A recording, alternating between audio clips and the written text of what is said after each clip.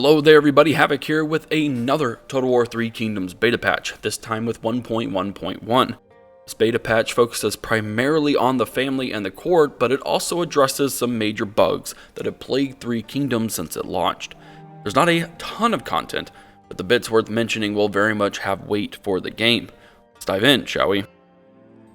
We begin with the families and the ability to now view the family trees for all factions, excluding of course the ability to see the Yellow Turban Rebellion since they have none. Head into the family tree tab and you'll find a new menu on the right hand side giving you access to this information. Being able to see family trees will give you information on inheritance lines, checking if any members have marital bonds, or even to keep an eye on your adopted spy.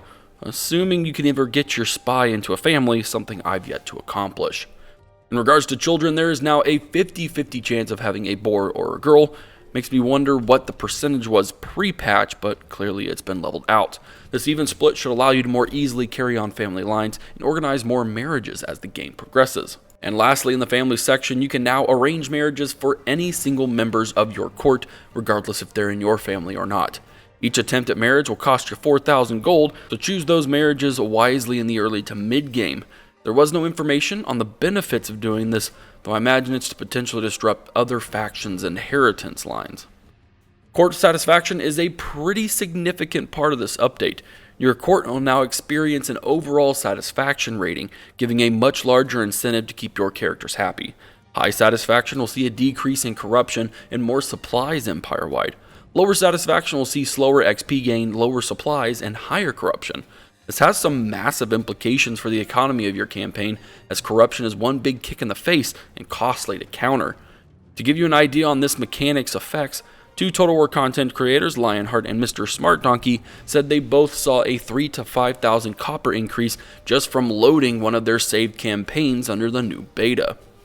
This is my favorite part of this patch, if you haven't seen my video from yesterday, as it directly addresses some extremely frustrating aspects of 3 Kingdoms since launch.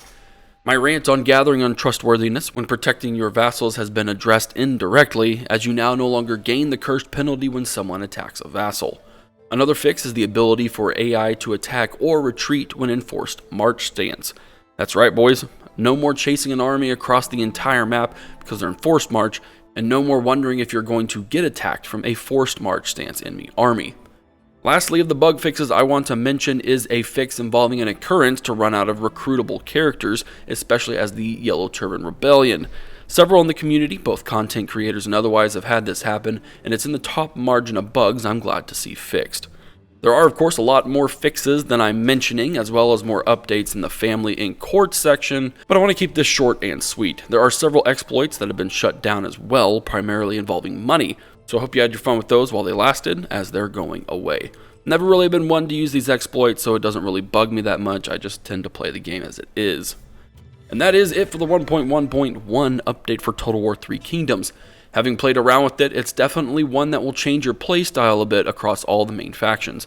The family interaction is now deeper and more influential, and the new satisfaction mechanic in court really provides incentives to keep them all happy however you must, to the point where promoting them might actually be more advantageous if it means a higher monetary return from something like reduced corruption. It's good to see CA staying on top of this, and with an average of 30,000 players even 2 months post-release, I can definitely see why they're staying on top of it. Thanks for watching. Check out my Discord and Patreon for ways to interact and support the channel. Subscribe to stay up to date with my videos. This is Havoc, and I'll see you in the next one.